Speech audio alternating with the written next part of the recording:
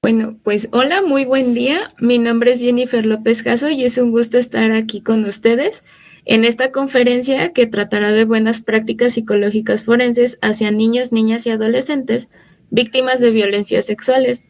donde tenemos el gran honor de tener a nuestra docente Natalia Smith, quien es psicóloga especialista en psicología forense en la UNC en instancia de tesis, maestranda en Derechos Humanos en la UNC en instancia también de tesis, doctoranda en Estudios de Género, UNC, psicóloga del equipo interdisciplinario del Juzgado de Género,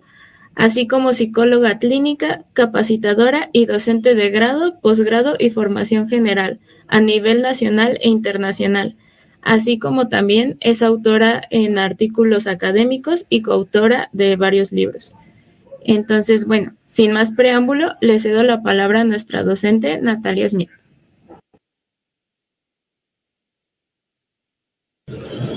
Hola, muy buenas tardes a todos y todas. Muchas gracias por esta invitación y por la organización de este curso a los miembros del Instituto de Psicología Jurídica y Ciencias Sociales, si no me equivoco el nombre. Y a Vanessa por la invitación a poder trabajar y poder abordar esta capacitación, esta temática, de la cual creo que todos nos podemos interesar de alguna manera, debido a que en una problemática que requiere de esta adecuación y de tanto perfeccionamiento, atento, resulta una de las problemáticas más difíciles de abordar en el ámbito judicial. Poder estar hablando de buenas prácticas psicológicas forenses en la actualidad asume el desafío de que hemos avanzado de alguna manera en poder mejorar una justicia dedicada a los niños, niñas y adolescentes que han sufrido en sus vidas una terrible vivencia, tal vez en múltiples episodios, que afecta gravemente su personalidad, su subjetividad y el desarrollo, con alcances ilimitables y de manera descomunal para la supervivencia y el sano desarrollo en el futuro. Por tanto,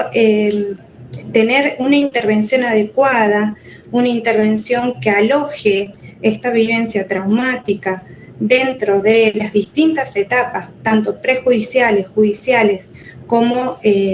a lo largo de la vida de este sujeto,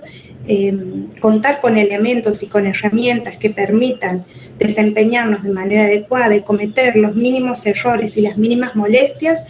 implica poder compartir y poder avanzar en una justicia amigable hacia las infancias. Así que dedicarnos a esto resulta sumamente evolutivo, tanto para quienes nos dedicamos a esta tarea, a esta difícil tarea, como también resulta un avance en la respuesta que vamos a ir dándole a los niños, niñas y adolescentes que confían en nuestras intervenciones. Quiero contarles que esta capacitación se va a basar en los lineamientos que nos han dejado en el último documento que elaboró UNICEF para Argentina, luego de una constante revisión que se hizo justamente de una primera guía de buenas prácticas para poder abordar de manera integral el acceso a la justicia de niños, niñas, adolescentes, víctimas y testigos de violencias sexuales. UNICEF hace poco, en el mes de octubre del año 2023,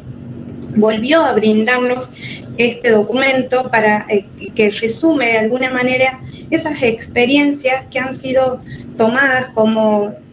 exitosas de acuerdo a una ardua revisión de prácticas, de teorías, también de modificaciones legales y de adecuaciones de las prácticas y de las normativas internacionales para abordar esta problemática.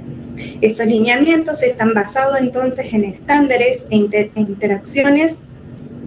sobre los avances en esta materia, en esta problemática, y deben ser entendidas no como directrices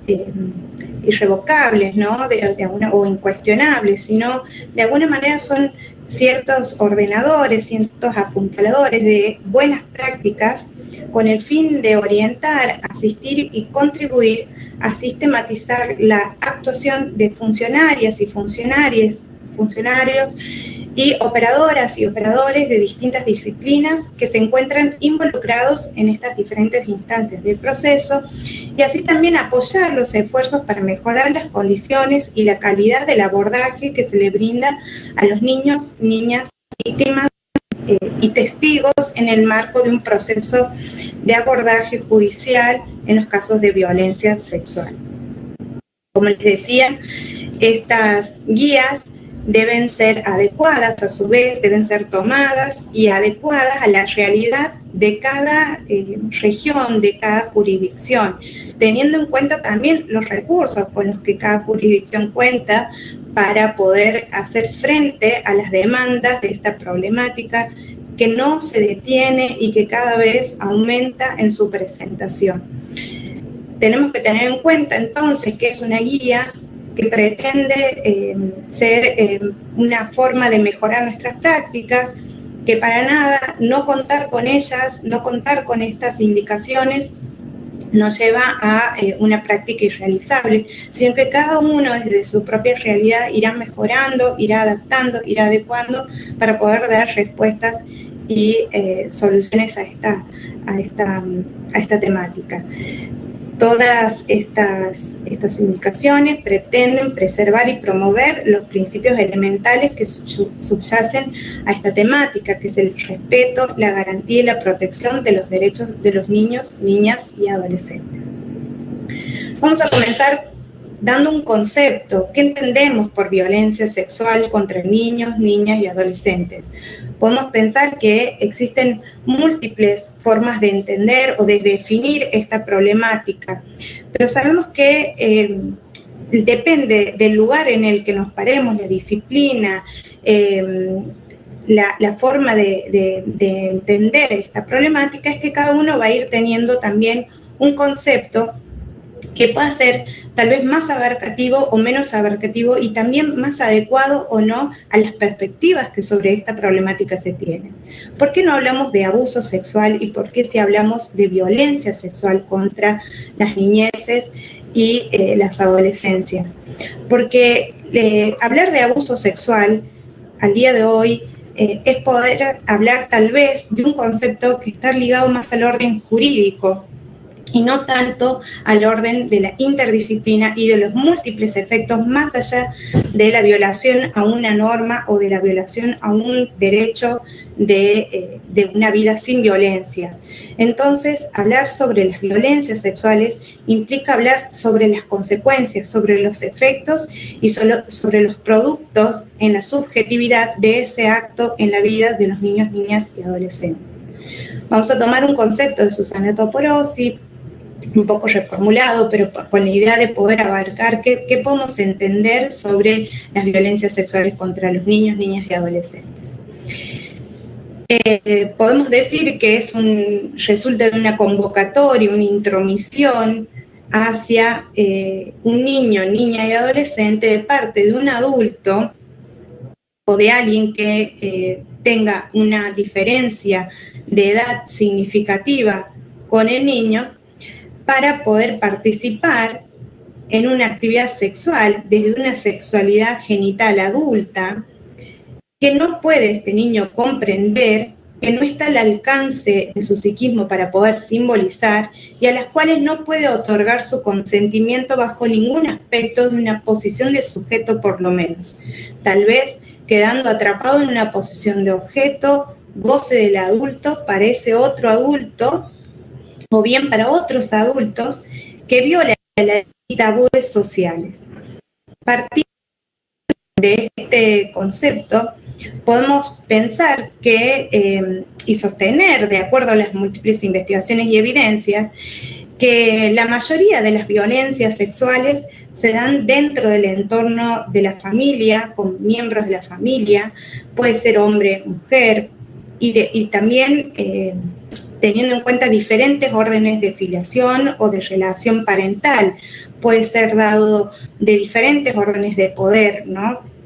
Desde un abuelo a un nieto, desde un padre a un hijo, tal vez desde un hermano mayor a un hermano menor. Estas violencias, generalmente dentro del ámbito de la familia, están atravesadas por el secreto, la confusión y la amenaza. El secreto es el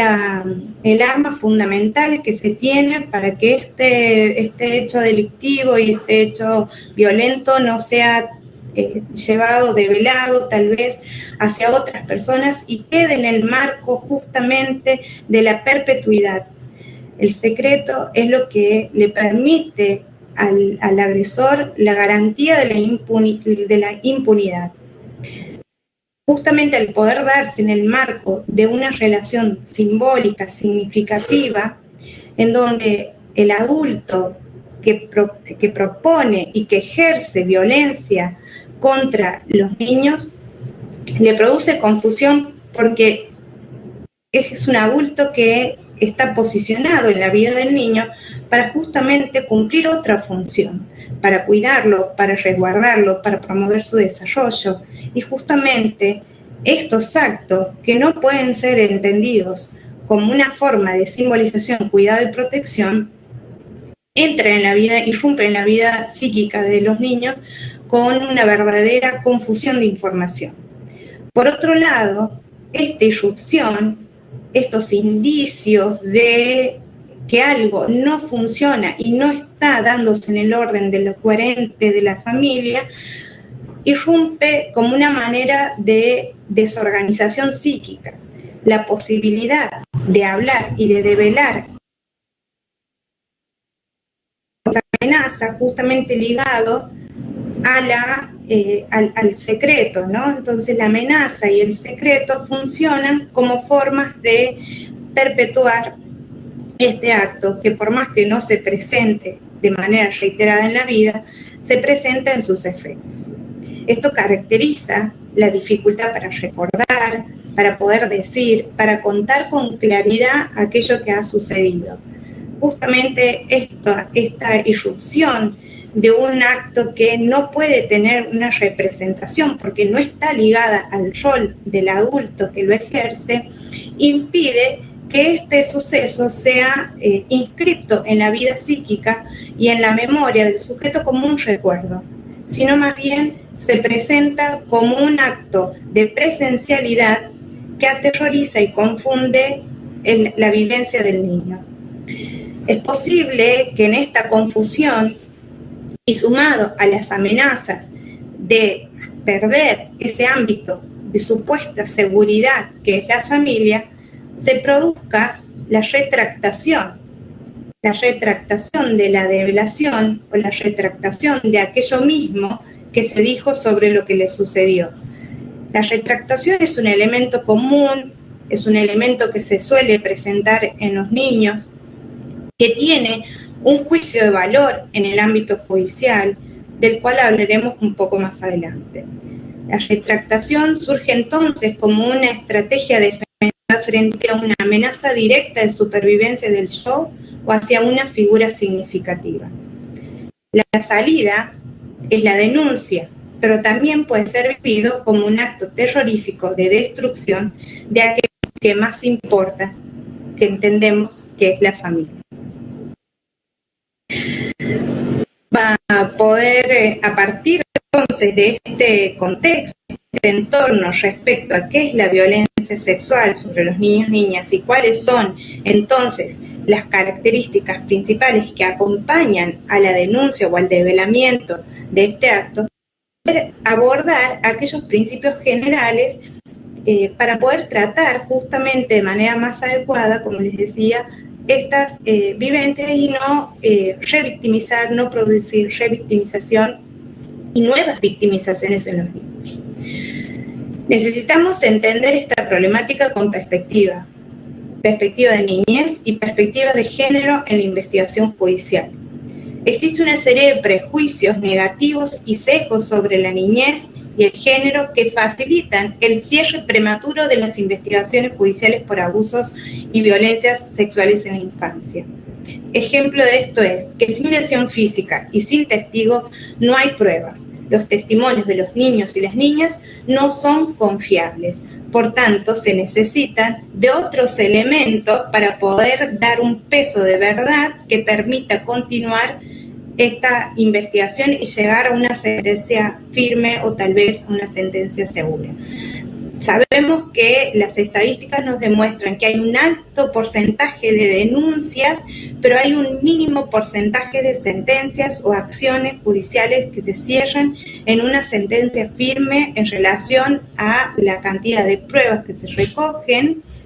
en relación a los testimonios y a las pruebas físicas, y la posibilidad de sostener entonces esa primera develación para llegar a una conclusión y a una punibilidad de este acto.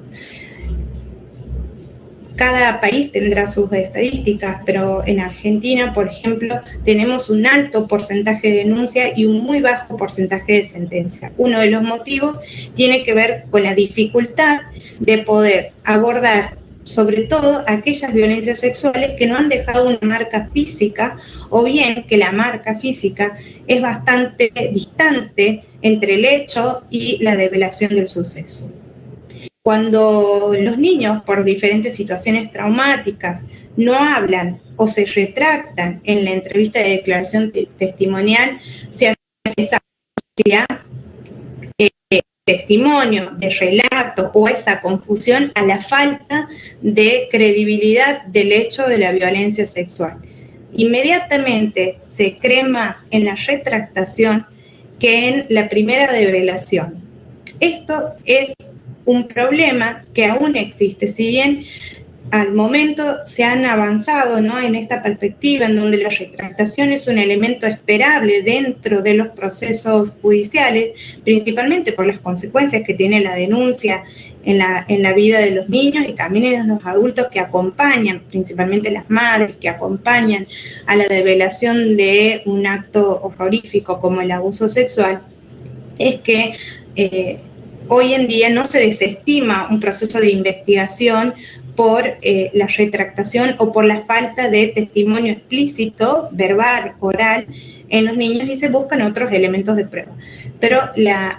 evidencia nos lleva a seguir sosteniendo y a hacer el hincapié en que estos elementos no pueden ser causales de cierre de la investigación. También se descartan antecedentes del expediente previos a la instancia judicial, es decir, se trata de buscar un elemento, un sujeto que sea un sujeto antisocial, ¿no? Un poco en la figura del agresor, y la falta de justamente de elementos previos a la denuncia del niño, niña o adolescente, de alguna forma rescata esa imagen positiva que se tiene del agresor por sobre la denuncia con peso legal que presentan los niños. Los adolescentes también son cuestionados en relación a su práctica sexual previa. Se los indaga demasiado respecto a con quiénes estuvieron, el tipo de consentimiento, la madurez prematura que hace que un niño pueda tener esa tal vez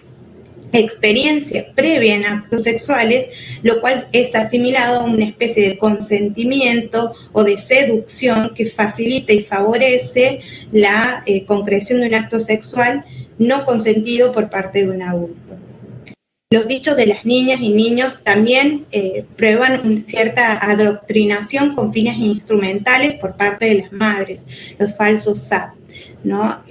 La tendencia a sostener que estos dichos, que estas denuncias son propiciadas y son alimentadas por ideas generadas, impuestas por sus madres para tal vez obtener de estos procesos otros beneficios o beneficios secundarios que no los obtendría por otras vías. Las personas profesionales que a las denuncias de estos niños también suelen ser cuestionadas porque se las considera como defensoras con falta de objetividad y posiblemente sean también desestimadas dentro de la información que puedan aportar y que puedan agregar para sumar a los elementos de la causa.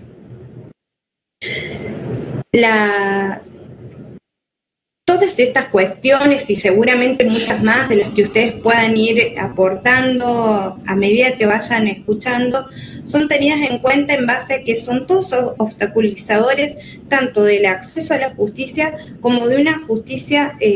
como de un proceso completo, legal y que llegue a su finalidad. Por eso es que recordar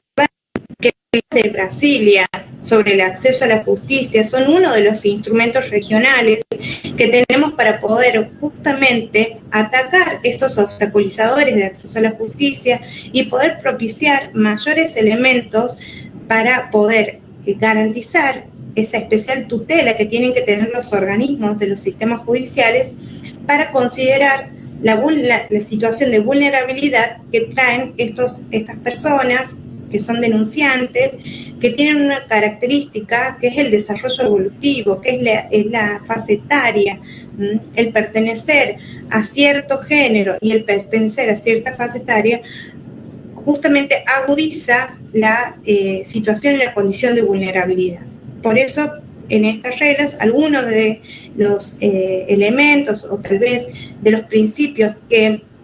señala para poder lidiar con los obstaculizadores de acceso a la justicia es que justamente ante esta población se pueda brindar una asistencia especializada, bien, gratuita y continua durante el proceso de develamiento hasta la finalización de la investigación. Para eso, muchas jurisdicciones ya han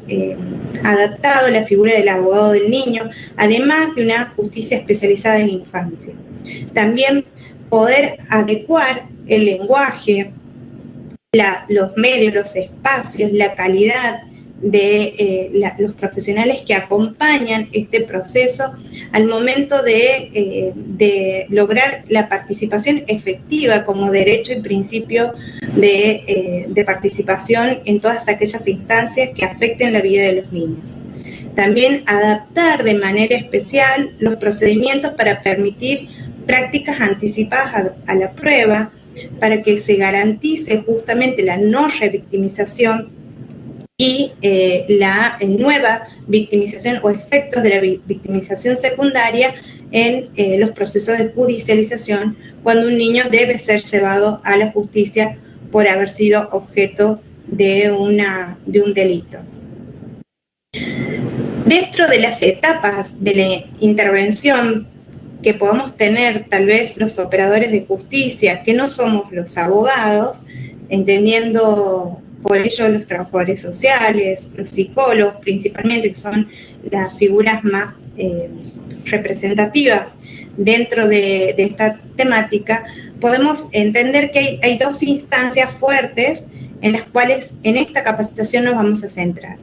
Por un lado, tenemos la etapa prejudicial, que es la etapa de la develación de la situación,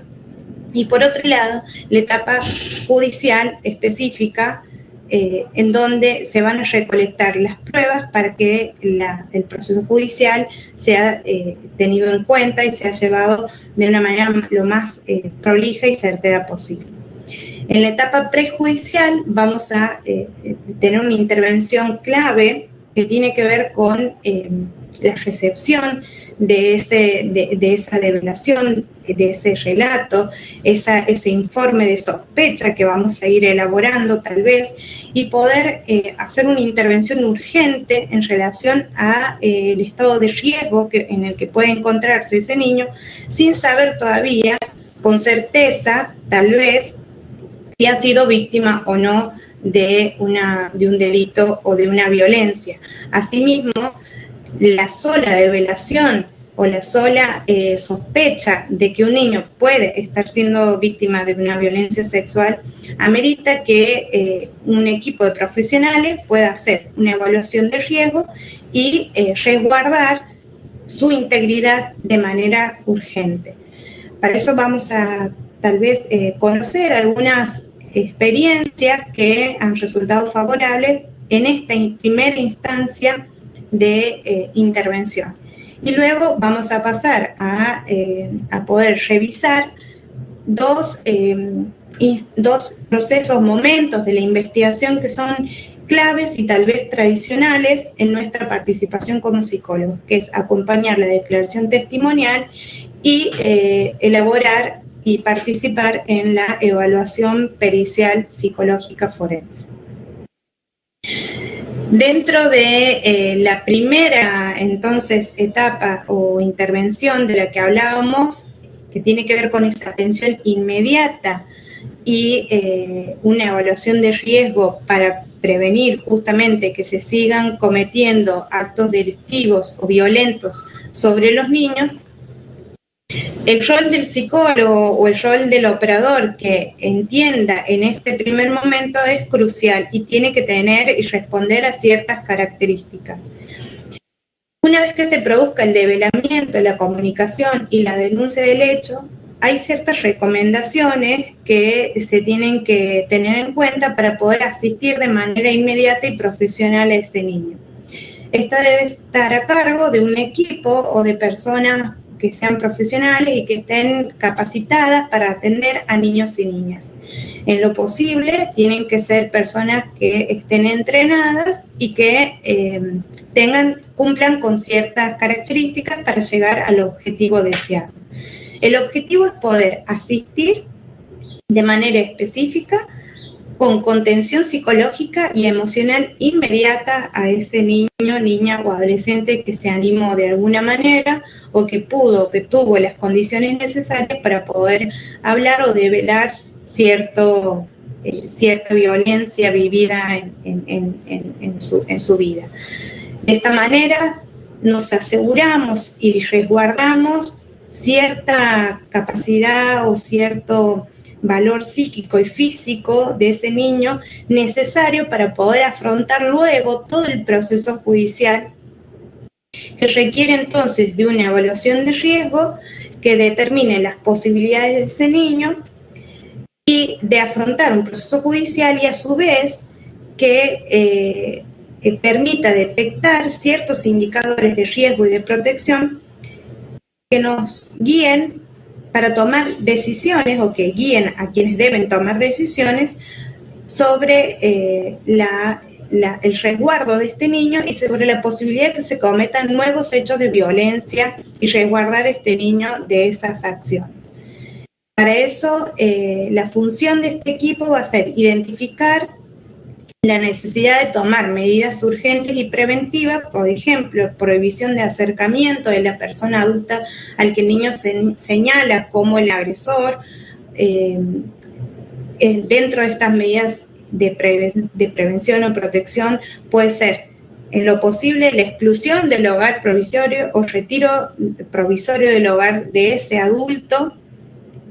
no el retiro del niño del hogar y la institucionalización, que generalmente son prácticas que se daban antes para resguardar de manera inmediata, ¿no? Se sacaba al niño y se lo institucionalizaba a fin de separarlo de este entorno que podría estar siendo hostil y que podría estar siendo el lugar y el entorno en donde se dan las situaciones de violencia. Asimismo, en estas prácticas esperamos que no sea justamente la víctima la que tenga que perder toda su cotidianidad y su centro de vida, sino tomar las medidas y las acciones sobre aquella persona que está siendo sospechada de ser quien insta a la agresión hacia el niño.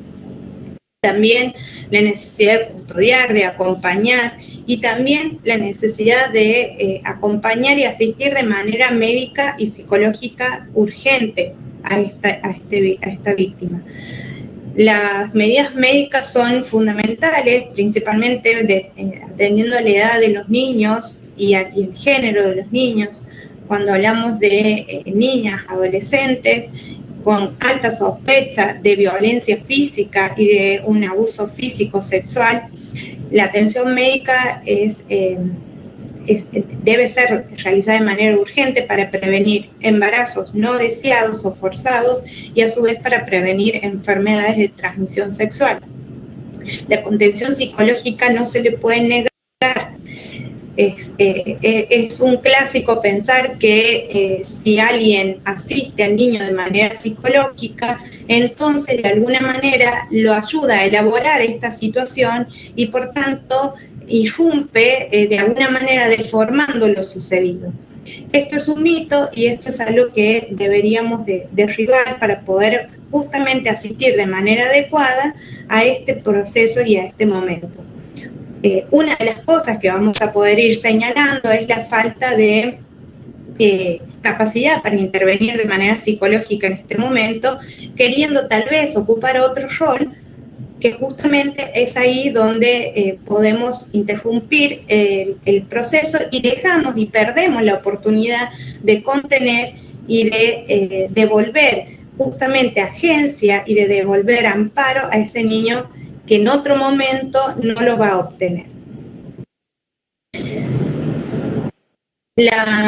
Algunas de las actitudes entonces que tiene que tener el equipo y los profesionales que acompañan esta primera instancia de develación es que tiene que propiciar una actitud de escucha, formulando solo algunas preguntas abiertas sobre el hecho que pretenden investigar o del cual después van a informar. No deben interrogar, es decir, solamente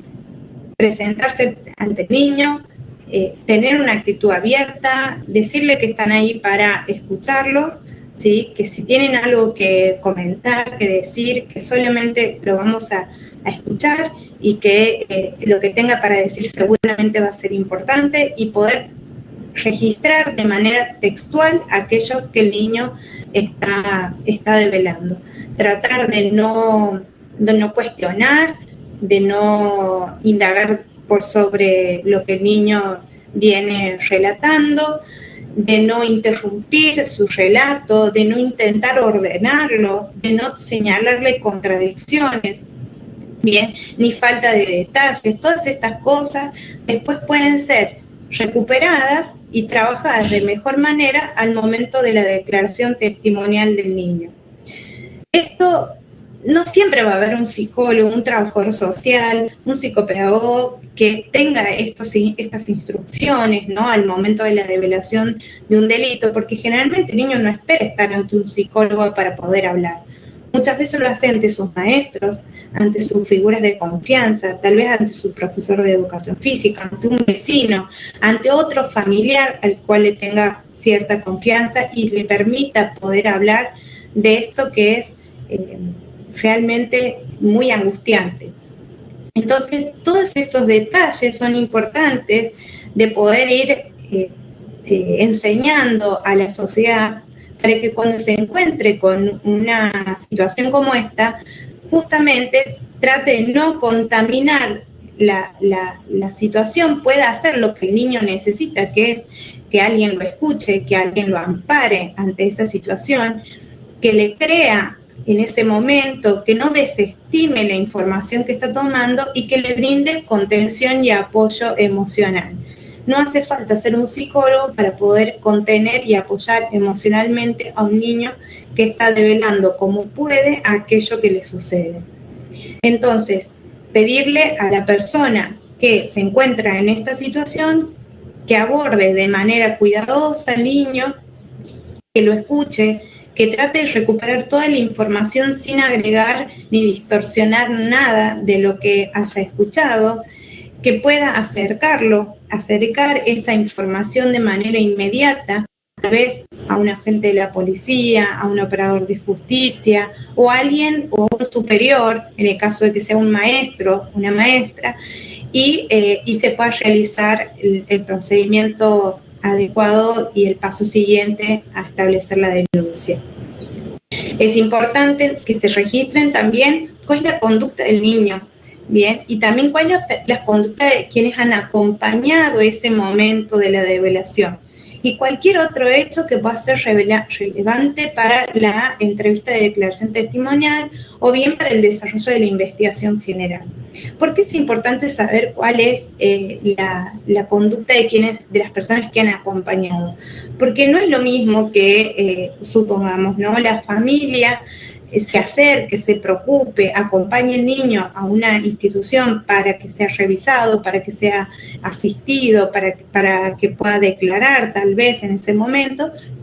y de aquellos familiares que intentan tal vez ocultar o minimizar o descreer el relato del niño en esa instancia. Esto también ayuda a poder acompañar a esa familia. Por ahí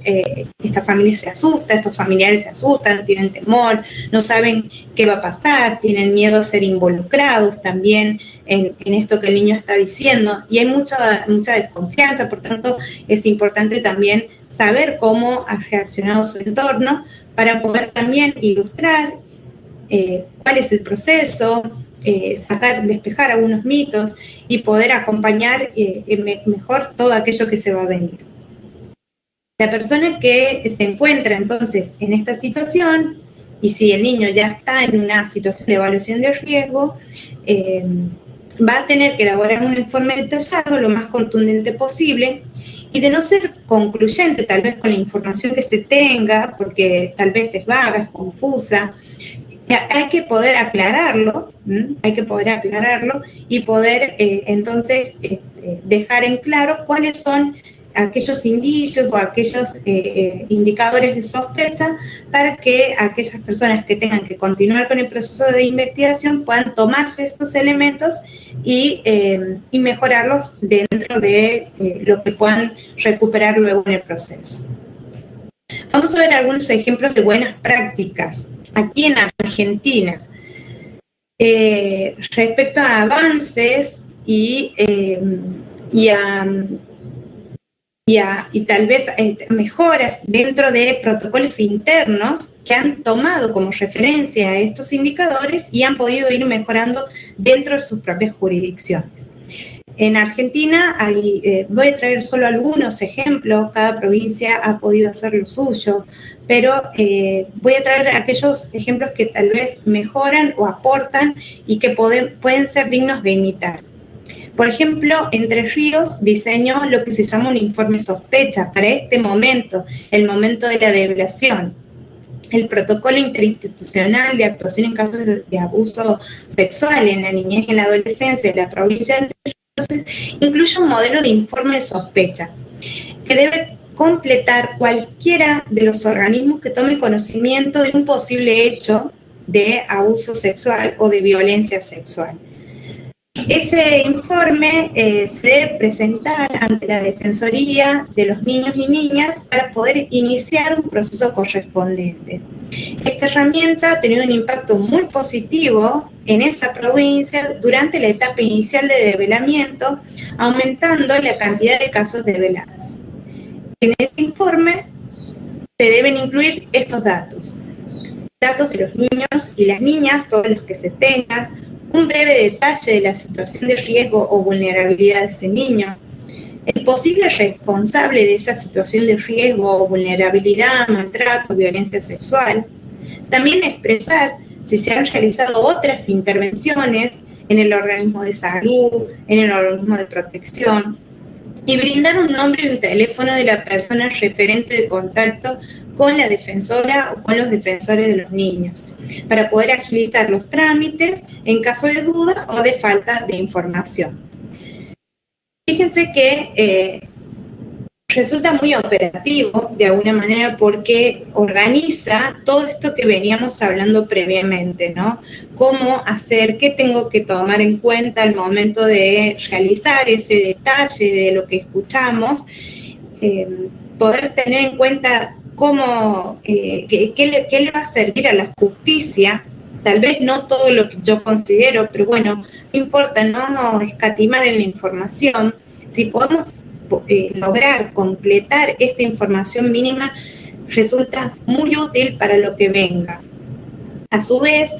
es cierto también que muchas personas no quieren realizar esta tarea porque no quieren verse comprometidas luego en instancias judiciales posteriores como testigos de la situación. Es algo a trabajar porque muchas veces, justamente por no ser parte corresponsables de la restauración de los derechos de los niños,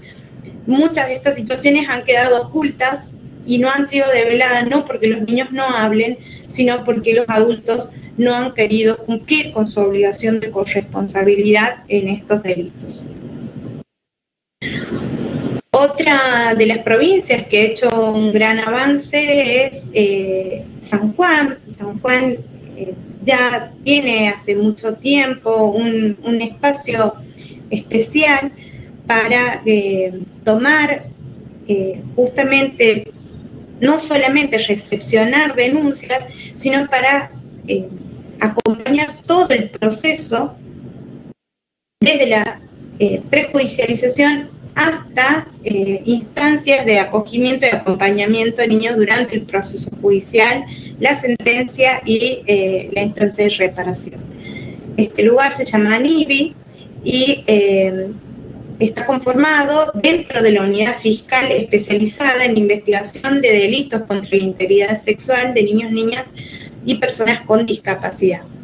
Este lugar está fuera del entorno judicial, pero pertenece o está bajo la órbita de la unidad fiscal. Y funciona con guardias rotativas durante 24 horas y reúne distintos operadores profesionales y también participan distintos organismos a cargo de las distintas intervenciones que se puedan hacer para lograr un trabajo interinstitucional dentro de esta problemática. En este lugar, en este centro, hay salas adecuadas tanto para la recepción de las denuncias y las declaraciones, como también para las evaluaciones o para lograr algunos abordajes especiales con equipos propios según el caso que se presente. Esto ha logrado reducir los tiempos de mora judicial, mayor coordinación entre las instituciones y los organismos intervinientes y una mejor producción de prueba. Bueno, algo que suelen tener los países en general es una línea telefónica de atención y acompañamiento gratuito que funcione las 24 horas y que esté atendida por profesionales también que estén capacitados para contener, para poder derivar, bien, y para hacer una primera aproximación al riesgo que esa persona que se está comunicando se enfrentaría. En este caso, en Argentina, la línea 137 de atención y acompañamiento a víctimas de violencia familiar y sexual funciona dentro del programa de las víctimas contra la violencia del Ministerio de Justicia y Derechos Humanos de la Nación. Ha sido creada en el 2006 y hasta ahora es un recurso que está disponible para toda persona víctima de violencia, tanto familiar como sexual. También incluye el grooming, la explotación sexual y la utilización de niños y niñas dentro de material pornográfico. Bueno, el avance que ha tenido esta línea es incorporar en pandemia una línea de WhatsApp justamente para poder atender a casos donde la víctima se encuentra conviviendo se encuentran de manera simultánea con su agresor y no puede hablar o comunicarse con otras personas para poder pedir los mensajes de texto eran una vía posible de poder presentar su situación, en donde, de acuerdo a lo que podían manifestar, los operadores que evaluaban en esta situación podían enviar una patrulla, una guardia, junto con un equipo de profesional y personal de seguridad para tomar una medida de resguardo para esa persona que está exponiendo su situación. Otro de los ejemplos es Jujuy, por ejemplo, en donde hace tiempo también han acondicionado dentro del Ministerio Público de la Acusación una unidad fiscal móvil para poder llegar a esos lugares donde los niños no tienen un acceso directo a la justicia, tal vez por las largas distancias o las geografías, o ya sea porque justamente el acercamiento a la institución judicial produce de por sí cierta resistencia y cierta angustia en los niños. Estos móviles, estos colectivos que están totalmente acondicionados para la toma de declaración testimonial de niños y niñas, ha tenido como objetivo brindar a las víctimas esos dispositivos tecnológicos que han permitido realizar entrevistas en lugares que son muy lejanos y que justamente no podían trasladarse de su lugar de origen hacia la sede judicial. Esto ha evitado también revictimización, es decir, que pase el tiempo, que la persona los niños sigan sufriendo de situaciones de violencia, y a su vez ha permitido la visibilización de la problemática con dispositivos donde la justicia se acerca al lugar y no donde se le exige a la víctima ser quien lleve, conduzca y sostenga la denuncia y todos los esfuerzos para poder buscar la justicia. Pasando entonces a la otra instancia, que tendría que ver ya con una instancia judicial, vamos a tener en cuenta cuáles serían estas buenas prácticas respecto a las pericias psicológicas y a la develación y a la toma de declaración testimonial de los abusos sexuales. Lo primero que tenemos que señalar es que las entrevistas de declaración testimonial de las niñas o de los niños y de los adolescentes son pruebas totalmente diferentes e independientes a una eventual prueba pericial psicológica o psiquiátrica. El objetivo de la entrevista de declaración testimonial no es una intervención psicológica, sino que lo realiza un psicólogo justamente porque es el profesional con más idoneidad y con más capacidad para poder acompañar el proceso de develación y tal vez de declaración en ese momento de esta problemática que es tan difícil de poner en palabras. El objetivo es entonces obtener esta información precisa, lo más confiable posible y lo más completa posible sobre esos hechos que se han denunciado y que procuren que el testimonio de los niños y las niñas sea también cuidado, ya sea del modo en el que se pregunta o el modo en el que se recepciona esa información. Eso implica una descripción de las circunstancias de tiempo, modo y lugar, y también poder identificar el agresor o los agresores, la caracterización de la conducta de esa persona, los modos en los que opera para poder victimizar a ese niño o a esa niña, y también las características de la víctima y las interacciones producidas entre ellos a lo largo del tiempo. Entonces, esto es importante, empezar señalando que son dos instancias y a su vez cumplen dos objetivos totalmente distintos: la entrevista de declaración testimonial y la prueba pericial de la evaluación pericial psicológica o psiquiátrica que se les realice al niño. ¿Qué tienen en común estas instancias? Que ambas necesitan contar previamente con el acceso al expediente judicial. Debemos no dejar que se interponga la idea de que el acceso a la información previa es un condicionante para lidiar con la información que luego se recopile teniendo contacto con la víctima.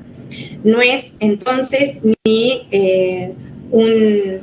la lectura previa o el contacto previo con la información, no es para nada un ejercicio de modelaje, si se quiere, de la información o de la idea que vamos a tener del conflicto, o tal vez no nos va a direccionar o no nos va a subjetivizar en este proceso, sino que nos va a permitir justamente tener mayor cantidad de datos de los niños, niñas y adolescentes que estén denunciando, ¿no? Es decir, obtener datos para poder adecuar ya sea la entrevista en la declaración testimonial o las características de ese niño para poder adecuar la evaluación pericial que en su momento, si corresponde, la deberíamos de tener lista previo al contacto con ese niño. A su vez, nos permite también lograr una intervención adecuada entonces al proceso judicial, entender de qué contexto viene ese niño, ¿sí? Esa niña, de qué contexto, quiénes son las personas que lo acompañan, cuáles son las características de la denuncia y cuáles son los actores que intervienen en este hecho. También entender un poco cuál es el género y la profesión que sea más adecuada también para poder evaluar o acompañar o recopilar en la prueba que se necesite. El género, es decir, la víctima puede contar con cierto interés para elegir, si se quiere, el género con el que le va a generar más confianza, hablar o interactuar dentro del ámbito judicial. Si es posible contar con esto, con diferentes géneros, ¿no? Es decir, mujer o varón, para poder acompañar estas instancias y que el niño se sienta más cómodo con el género, poder ofrecérselo también es un factor de buena práctica. Los profesionales que van a acompañar, en general se supone que deberían tener conocimientos de psicología, ser psicólogos, bien, pero la disciplina, el título per se no garantiza que vayamos a contar con una buena práctica, una buena experiencia, sino que se requiere de más, ¿no? Se requiere de una formación permanente, una adecuación a la práctica y sobre todo una humanización de la práctica, tener cierta empatía que nos permita abordar el caso con esa objetividad, pero con esa humanidad y sensibilidad y disponibilidad que requiere esta problemática. Por otro lado, siempre, en cualquier instancia, ya sea en la entrevista de declaración testimonial o en una evaluación pericial psicológica, poder ponderar la necesidad de tratamiento psicológico o de cualquier otro tipo de abordaje y seguimiento que se considere pertinente. No porque estemos simplemente tomando, recogiendo el testimonio del niño, no vamos a estar ajenos, somos agentes de salud y vamos a justamente poder señalar aquello que podamos ver como necesario para poder cubrir las necesidades de ese niño o esa niña en el momento que tenga interacción con nosotros. En la declaración testimonial, lo que vamos a priorizar es que quienes presten de declaración los realicen en un encuadre que permita su protección, evitar la revictimización y promover la obtención de un testimonio en forma adecuada. Cuando hablamos de forma adecuada, tal vez no es la esperada dentro del discurso jurídico, tal vez no es una declaración lo más ordenada y detallada posible, porque justamente el plus que tenemos quienes tomamos declaración testimonial es poder hacerle entender a la justicia que los hechos vividos no son actos que se puedan narrar como recuerdos nítidos, sino justamente son irrupciones,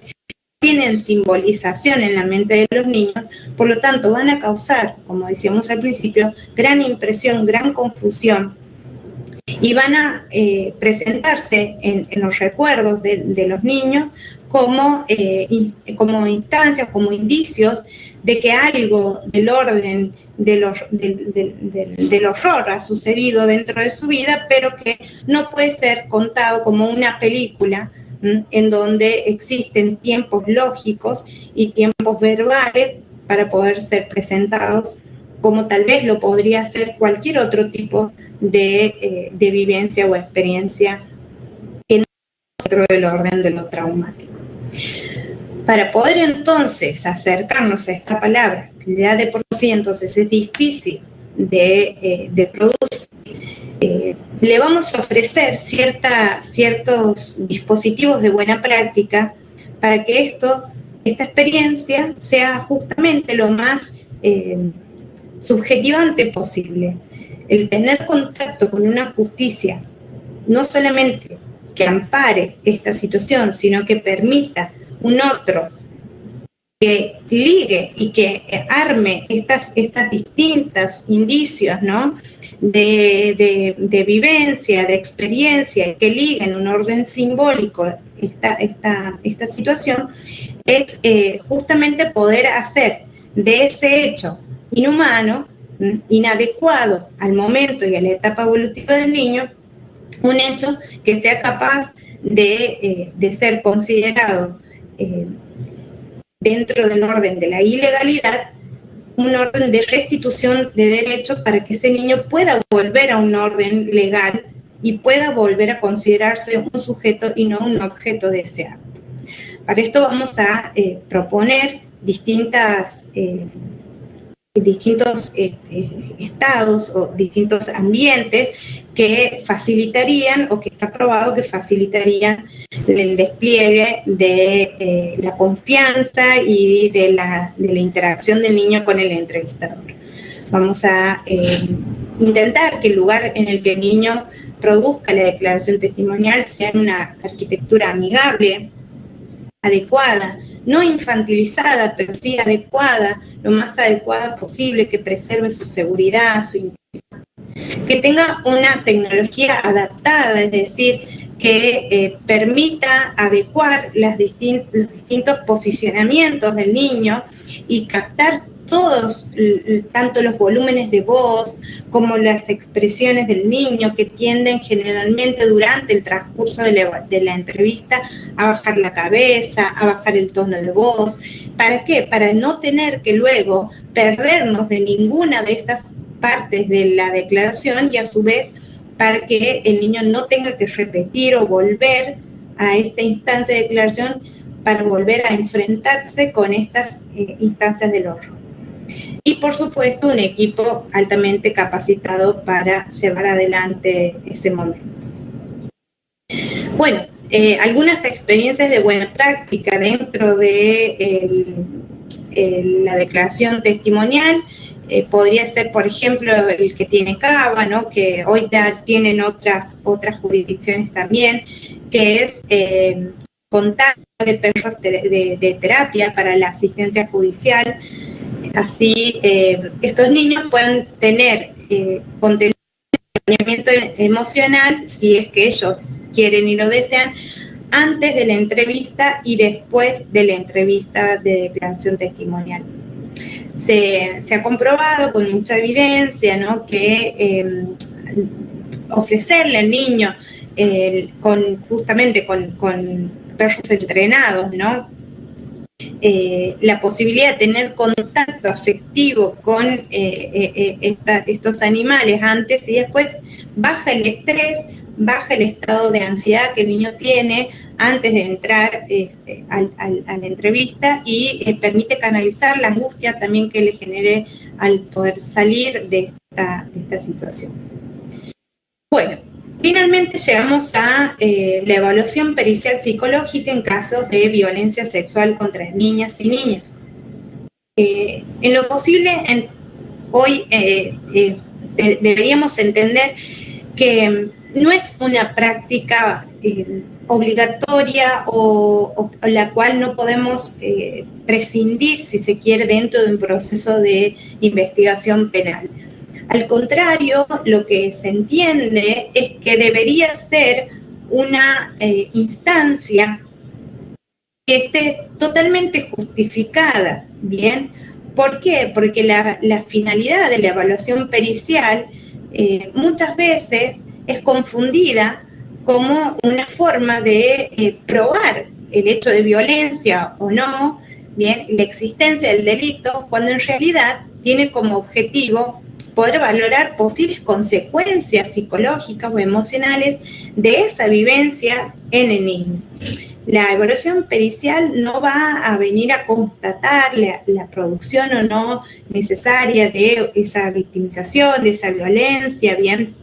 sino que nos va a presentar un poco cuál es la consecuencia, el saldo de esa vivencia en los niños de acuerdo a sus características, de acuerdo a la característica del hecho, de acuerdo al tiempo transcurrido, ¿no? Y no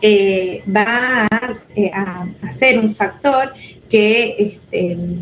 de alguna manera refuerce o no la idea de la existencia de este delito. Para poder reforzar la idea de si hubo o no delito, el juez se va a proveer de múltiples pruebas, pero no como anteriormente se creía, de esta como la prueba exclusiva, donde se descarta o no la presencia de delito en la vida de los niños. Voy a finalizar con un decálogo de la evaluación pericial, es decir, tener en cuenta 10 cuestiones fundamentales cuando se ordena la producción de una evaluación pericial psicológica en casos de violencia sexual contra niños y niñas hacia los niños, ¿sí? Creo que son indicadores o tal vez cuestiones que no podríamos dejar de observar y que nos ayudarían a contemplar lo mejor posible y a hacer lo mejor posible nuestra tarea. En principio, algo que todos sabemos, pero que a veces olvidamos, tal vez por la falta de formación, tal vez por ciertos prejuicios que existan en los operadores de justicia respecto a estas temáticas, y es que debe basarse esta evaluación con métodos de evaluación fundamentados de manera empírica y científica. Es decir, no puedo traer aquello que me convenga, aquello que me lleve al resultado deseado, no puedo descartar aquello que surge como evidencia dentro de un proceso de evaluación porque me confunde la evaluación o tal vez no me hace ruido y no me deja llegar a un dictamen o a una conclusión lógica, coherente, en donde todo cierra y en donde todo encaja. Bien, debo fundamentar justamente todo hallazgo dentro de esta evaluación y realizarlo de una manera lo más profesional y científica posible. Debe procurar desarrollarse en el marco de un proceso sistemático que incluya una aproximación multifuente, es decir, no solamente recurrir a la entrevista con el niño o a las pruebas psicológicas aportadas por el niño, sino también a otras entrevistas con otros miembros que puedan considerarse fundamentales para poder ayudarnos tal vez a elaborar el perfil y la situación transversal actual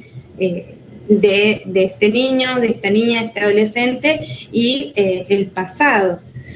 Tratar de adquirir multimétodo, no aferrarme a un método único en donde la persona deba adecuarse a la propuesta, sino poder adecuar nuestras herramientas a las características del caso y a la característica de la persona, y también poder hacer una evaluación multidimensional, es decir, no quedarme únicamente con un aspecto tal vez emocional de la afectación, de la subjetividad, sino tal vez, por ejemplo, poder abordar con detenimiento cuáles son los efectos en el desarrollo, cuáles han sido los efectos en el área somática, cuáles han sido los efectos en el área social, en el área cognitiva de aprendizaje, es decir, cuáles son todas las áreas que han sido afectadas dentro de la vivencia de esta problemática, y no pensar que tal vez como profesionales de la psicología solamente vamos a pretender encontrar cierta angustia y cierto deterioro emocional en la persona, sin tener en cuenta otras formas de presentarse en la vida de este sujeto, sobre todo teniendo en cuenta la edad y las áreas de desarrollo de este niño. Todo esto nos va a permitir acercar y tener conclusiones más amplias y más comprensivas de toda la información relevada dentro de esa evaluación. Se debe preservar un enfoque evolutivo y de género que tenga en cuenta las características propias de esos niños y de esas niñas. Saber entender el lenguaje, la forma de expresión, la forma de elaboración, poder adecuar esto, no quedarnos con la prominencia de la palabra, poder brindar otras herramientas de despliegue de esa subjetividad dentro de la evaluación. Poder incluir distintas técnicas, de entre esas distintos entonces enfoques, distintas informaciones, informes previos, informes paralelos que se estén produciendo en el marco de la investigación, distintas entrevistas a distintas personas relevantes para la causa o referentes del niño. A su vez, dentro de las técnicas que se le administran al niño, distintas técnicas de exploración de la personalidad de ese niño y también posiblemente de distinto orden, ¿no? No solamente aquellas proyectivas, tal vez algunas técnicas que han venido desarrollándose en este caso, tal vez no como únicas, pero sí como aquellas que pueden ordenar la información dentro de las conocidas como las técnicas psicométricas o las escalas, que reúnen una información más precisa buscando posibles indicadores de secuelas emocionales en los niños, bien, o de la vida diaria. También nuestros informes van a tener mayor y credibilidad, si se quiere, o van a tener van a ser menos cuestionados si logramos fundamentar y argumentar nuestra información con no solamente con los hallazgos dentro de las técnicas utilizadas y las entrevistas sostenidas con los niños y con los demás referentes, sino también con nuestro basamento teórico, nuestro posicionamiento también epistemológico, que acompaña a esa evaluación que es única y que se adecúa al contexto forense. Entonces, poder agregar en los informes las referencias bibliográficas y también el marco teórico que hemos utilizado para poder llegar a esas conclusiones ayuda al momento de la defensa oral de esa intervención. Recordar, bueno, que si bien pueden proporcionar cierta información útil sobre el estado emocional, estas evaluaciones y sobre el funcionamiento general de la vida de los niños y las niñas, no es entonces una prueba que confirme o descarte si un niño o niña ha sido víctima de violencia sexual. Eso es una función que le corresponde al juzgador y no a nosotros como peritos. También conocer cuáles son los mitos respecto a los indicadores de los abusos sexuales para no pretender buscar esos indicadores, presencia de esos indicadores que por mucho tiempo han acompañado una especie de perfil de víctima, y entender, bueno, que no existen indicadores específicos que están compartidos con otras patologías, otras vivencias y otros traumas que pueden desequilibrar a la subjetividad de un niño y que cada vez justamente cada niño puede producir sintomatología o no de acuerdo a distintas características de su personalidad y de su entorno y de la edad, ¿no? Y del impacto del episodio en su vida. señalar dentro de nuestros informes psicodiagnósticos cuáles son los límites del diagnóstico forense, ya que muchas de las técnicas que utilizamos no han sido validadas, tal vez para el ámbito forense. Entonces, muchas de las cuestiones o la escucha también que utilizamos, no ayuda a acreditar en sí el daño psicológico, bien, de la vivencia y de la violencia sexual, pero sí, sobre todo cuando estos niños no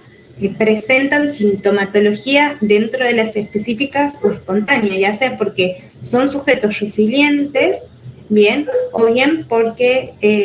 el tiempo entre lo sucedido y la develación o la evaluación es bastante distante y el tiempo ha hecho su trabajo, ¿no? Y las intervenciones tal vez que ha tenido este niño dentro de las esferas vivenciales han podido ir acomodando, apuntalando esa sintomatología de tal manera que no presente una patología traumática, pero sí pueda presentar ciertos recuerdos que ameriten la escucha y la credibilidad de ese suceso en la vida de esta persona. Bien, entonces la ausencia de daño psicológico, es decir, de esa incapacidad psíquica, bien, que afecta gravemente la vida de un sujeto, no es equivalente, no es equiparable a la ausencia de delito o de esa violación, de esa vivencia y de esa violencia en los niños. En esta instancia, recordar que no pretendemos volver sobre los hechos denunciados, justamente volver a diferenciar los objetivos entre la entrevista de declaración testimonial y la evaluación psicológica. Y por último, trabajar de manera conjunta, interdisciplinaria, tratando de poder pensar con los otros operadores de justicia en la necesidad entonces de realizar esta evaluación psicológica, si no va a ser tenido en cuenta el impacto de la violencia para resarcir en todo caso estos efectos traumatogénicos en el niño. Bien, y si solamente se pretende de esta evaluación constatar o no la presencia de este delito. Entonces, si se va a tener en cuenta, yo siempre sostengo que si se va a tener en cuenta de esta evaluación los efectos psicológicos nocivos en la subjetividad del niño para elaborar una sanción, entonces se justifica el pedido de la evaluación específica. Ahora, si solamente para descartar o para sumar elementos probatorios, pero no existe la posibilidad de contemplar en la sanción la instancia de reparación, entonces es una instancia más de revictimización.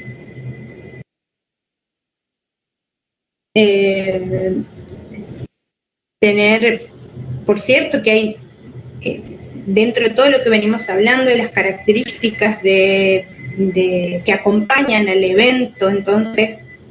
traumático per se, como es una violencia sexual, hay muchos moduladores de ese impacto, y estos van a tener que ver con todo lo que venimos hablando,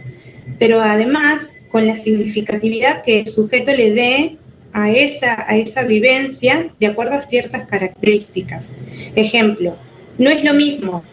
cuando hablamos de violencia, hablamos de una violación de un derecho, ¿no? Pero no hablamos de agresividad real en el sentido de dolor, de asociar agresividad con dolor o daño. Muchas veces estas situaciones de violencias sexuales se presentan en la vida de los niños como juegos, como instancias de seducción, convencimiento, como una distorsión de la realidad, en donde esto es permitido solo entre las partes y que debe ser un secreto y una adecuación entre ellos, justamente distorsionando aquello que sucede como algo dentro de lo normal y lo legal. Sin embargo, produciendo en el niño esa confusión de que lo normal y lo legal debe ser mantenido dentro del orden del secreto, pues si no,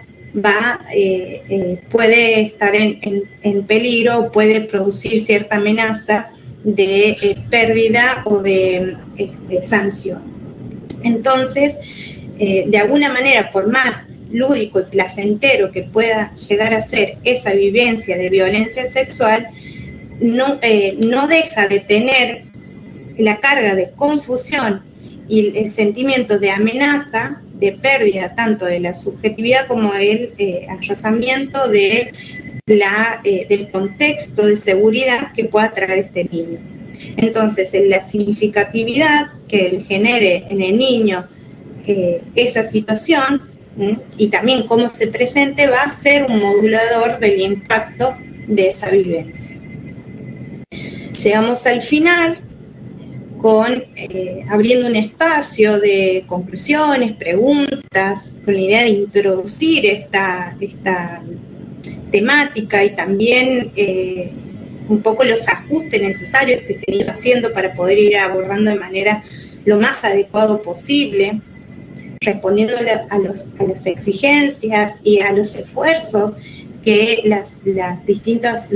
instrumentos nacionales, regionales e internacionales nos proponen para poder acercar a la justicia a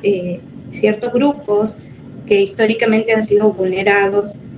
y que no han tenido lugar, y mucho menos en la credibilidad, pero mucho menos en la reparación de estos daños y en la restauración de sus derechos. Dejo abierto el espacio entonces para que podamos tener ciertas reflexiones y ciertas interacciones, tal vez a lo mejor comentar alguna propuesta y algún principio de buena práctica que estén llevando adelante que pueda ser digno de imitar y de adecuar a cada realidad por el bien de los niños. Muchas gracias.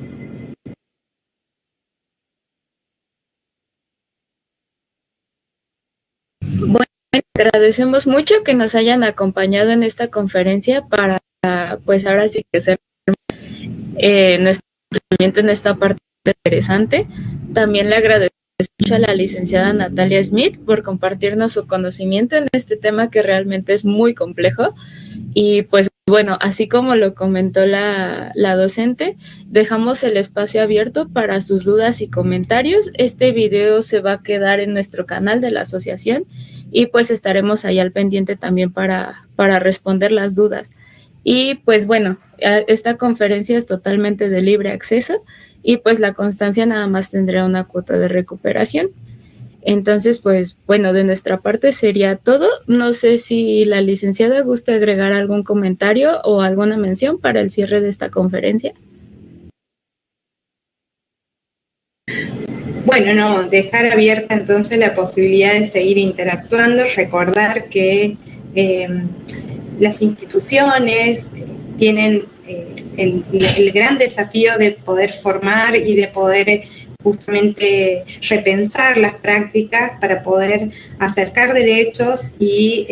restaurar a aquellos que han sido vulnerados en aquellas personas que justamente sin nosotros, sin las personas que trabajan para la justicia, no podrían hacerlo como son los niños, niñas y las personas con discapacidad. Así que agradezco la posibilidad que tenemos todos de poder repensar estas problemáticas y ser todos los días un poquito mejor para ellos. Bueno, pues de nuestra parte sería todo. Muchísimas gracias, licenciada, por habernos compartido todo este espacio. Gracias a ustedes.